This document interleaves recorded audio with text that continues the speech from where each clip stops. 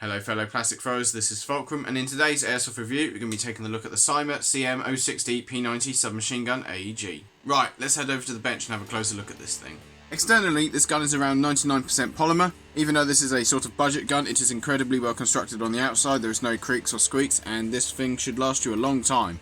And according to the scales, this gun weighs exactly 2 kilograms, which is 4.4 pounds. And one thing as well, since the gearbox of this gun is located at the back, since it's a bullpup, the weight distribution is quite nice because it pushes all of the heavy weight against your shoulder. Not that it's a heavy gun to begin with. Now this gun is roughly 51 centimeters long, which is 20 inches. And since this gun is a bullpup, about 2/3 of the gun is in a barrel. So you've got a massive amount of inner barrel for such a small weapon platform. Now whilst this gun is pig ugly, the ergonomics are incredibly good on this gun. For example, the trigger guard and the thumb hole stock have massive holes, so if you've got great big mittens on, you can still use this gun. The charging handle on this gun does not expose the hop unit, it is just there for show. Below the trigger you have the selector switch, you have safe, semi and full auto. Now this gun has a 2-stage trigger, also known as a progressive trigger. If you have the selector switch on fully automatic, when you first pull the trigger in, you'll hit a stop and that'll be semi-auto. Pull it the rest of the way and you'll have full auto. Now this gun has an unusual magazine release. You have a tab on either side of the gun here. The magazine we've got here is a CYMA mid cap, and as you can see it's got mock 5.7 by 28mm ammunition in it. To load this gun you want that feed pipe facing downwards and you slide the flat end in through the top. And then you push it downwards and the magazine's in the gun. Now removing the magazine is a bit tricky at first, but what you want to do is you want to pull back these two tabs and then you can lift the magazine up and slide it out and chuck in a new one. On the left and right of the gun you have a small rail segment, and as you can see on top of the gun you have a rail segment as well for optics, and built into the top rail you have some basic iron sights.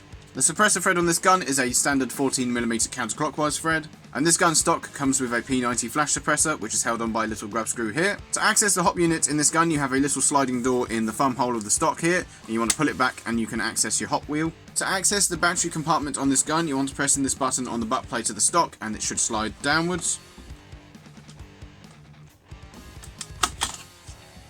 And here is your battery compartment. It's a fairly good size, you can fit a standard racing pack in. For the chrono test we are using Spectre Arms .25s.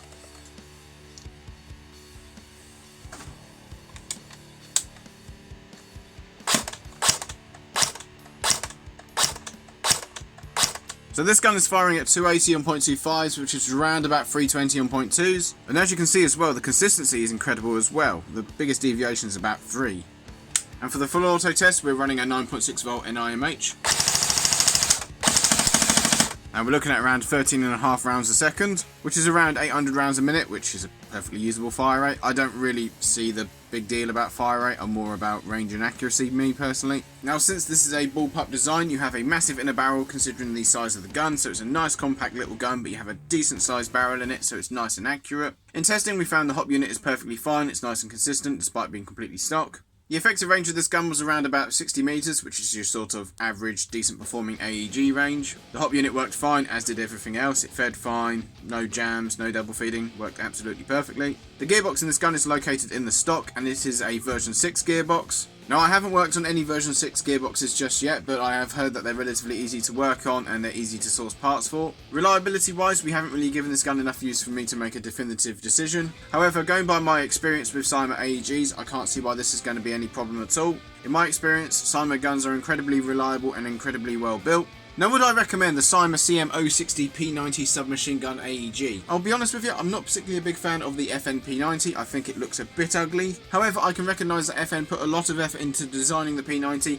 and it is an incredible piece of engineering. Now this CYMA replica seems incredibly well built, this gun is perfectly usable out of the box, and from my experiences with CYMA guns, I can't see this gun being a problem anytime soon. So if you want a really ugly AEG with a massive inner barrel, then I recommend you get yourself a CYMA CM060 P90. This weapon is absolutely tiny, it's nice and easy to move around with, so it'd be brilliant for close quarters, but it's still got a decent inner barrel in it, so if you do end up in the longer sight pictures, you should be able to hold your own. So that's it for this review, thank you very much for watching. If you have any questions, make sure you leave them down in the comments. If you enjoyed this video at any point, then make sure you leave a like, and if you don't want to miss out on any new content, then make sure you subscribe and enable notifications. Right, so we're at the sort of final sprint right now to 100 subscribers, and I'm blown away to think that nearly 100 people somehow enjoy my content. So I want to thank you all for, I think we're at 90 right now. Thank you very much for all of the continued support. I have got some more videos in the pipeline, so to speak, but delivery times and stuff like that. I've got an unboxing video I want to do, but got to wait for the thing to turn up before you can unbox it. But